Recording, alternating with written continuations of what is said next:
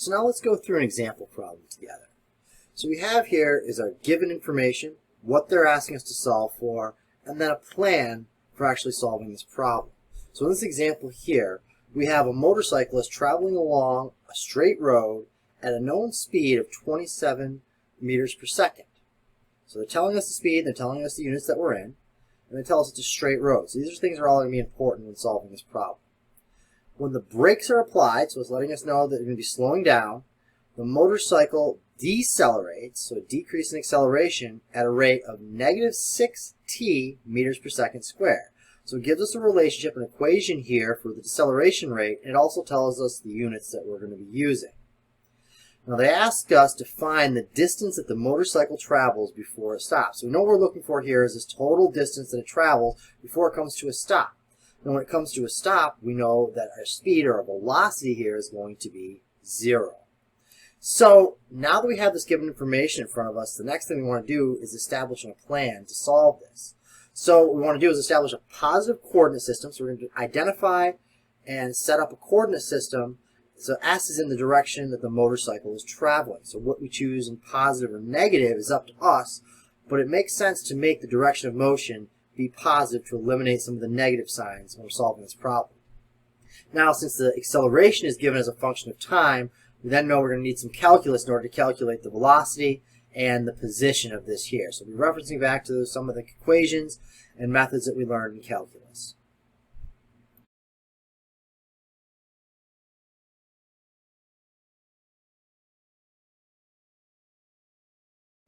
So now I'm going to go through my hand solution to this problem here. So one of the key things we always want to do when we're starting out solving a problem is go through and again establish from the word problem, what do they give us, what are they asking us to solve for, and what is our plan for solving this here? What key equations are we going to use, what coordinate system are we going to set up, and then from there we can get our solution. But I really like in these problems here to establish all of these and clearly label them so I can reference back to as we're going throughout the problem. And this becomes more and more important the more complex these problems become. When we have 3, 4 different parts embedded within a problem here, we want to be able to reference back to this first page here and say, okay, yes, this is what I was looking for. This was what they gave me. So that being said, we look at this problem here. From the word problem, we can say, okay, our acceleration was given to us as a deceleration of negative 6t. So we're going to show us as an equation here in units of meters per second squared. They also tell us that it starts out with initial velocity of v is equal to 27 meters per second. So you can see what I've done here in my given section is I've assigned variables to each of these here. So a for acceleration, v for velocity. I also clearly labeled what units I'm using here. So we can do our unit analysis if we need to. We can change from miles per hour to meters per second. We need to go into hours, whatever it may be. We can reference back here and clearly see what the units were for our given information. Now they want us to find the distance that the motorcycle travels before it stops. So again, now from stops, we know it's going to be reach a velocity of 0 at the end here. And we want to find distance, which I'm giving a variable name of s. So our plan of attack here is to establish a positive coordinate s in the direction of motion of the motorcycle. So we know the deceleration is given as a function of time. We can integrate it once to calculate the velocity and again to calculate position. So in my solution here, I've clearly labeled, okay, now I'm starting my solution portion of the problem. I know the acceleration is given to me as the change in velocity with respect to the change in time. Now we can rearrange this relationship and solve it for dv. So our change in velocity, or dv, is equal to a dt, acceleration times the change in time. So then what we can do is for both sides of this relationship here, we can integrate both sides. We want to pay attention to our limits of integration. So we integrate from v naught to v of dv on the left side of this equation. On the right side, we can integrate from 0 to t, from time 0 to t of a dt. So again, we take a look, okay, with respect to velocity, with respect to time over here, the limits of integration match. We're looking good so far. So now I can plug in here, well, I know my a, if I go back up to this given here, my a is negative 6t in meters per second squared. So I replace my a, this integral here, by my negative 6t. Come down here, take a look now, okay, this is a constant, this negative 6, I can pull out in front of my integral. So now I have nothing changes on the left side. The integral from v naught to v dv is equal to, now this negative 6 is a constant out front of the integral from 0 to t of time t here, dt. So then I can do out this integral here, apply my limits of integration, So v evaluated from v naught to v is equal to 6 times when I take the integral of t, it's 1/2 t squared. If I go back to my calculus there, evaluated from, again, my limits of integration from 0 to t.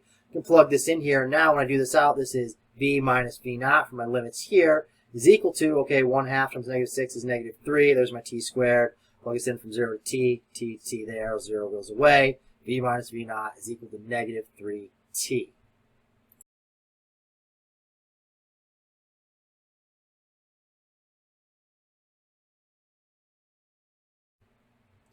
So the next part of our solution we want to do is take that relationship and now solve it for v. So we can rearrange that relationship there. Now we see that v is equal to -3t squared plus v naught. So now we want to reference back to what did they ask us for? Okay, what we're looking for in this problem here is determine the time to stop here. So if we find the time, we can then find the position. So in order to find the time, we can rearrange this a little bit more. Recall our given values here. We know our initial velocity v naught was given to us as 27 meters per second. And again, the way it was worded in the problem, it comes to a stop. So our final velocity v is going to be equal to 0 when it comes to a stop at the end. So just within that word problem, we now have our v final and v initial. So we can plug these into the equation for v up top there. So plug that into this above equation up here. So v is equal to -3t squared plus v naught, where v is our final velocity when it stops, which is 0. Our v naught is our initial velocity, given to us as 27, again, in meters per second for units. So then we can take this here, and our only unknown in this problem now is our t. One equation, one unknown. We can solve this for time. So 3t squared is equal to 27. When we move this over to the left-hand side of the equation, we can then divide both sides by 3. So we end up with t squared is 27 over 3. Now, 27 divided by 3 we know is 9, so t squared is equal to 9. Take the square root of both sides. T is equal to the square root of 9, or t is equal to 3 seconds. So that tells us, if we go reference back up here, it takes exactly time is equal to 3 seconds in order to stop. Now that's not exactly what the problem asks us to solve for.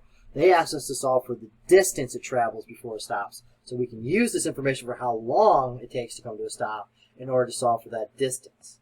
So the next thing that we want to do here is for position, recall the relationship now. V is equal to ds over dt. So from that there, we can rearrange and solve for ds, or the change in position, is equal to velocity times our change in time.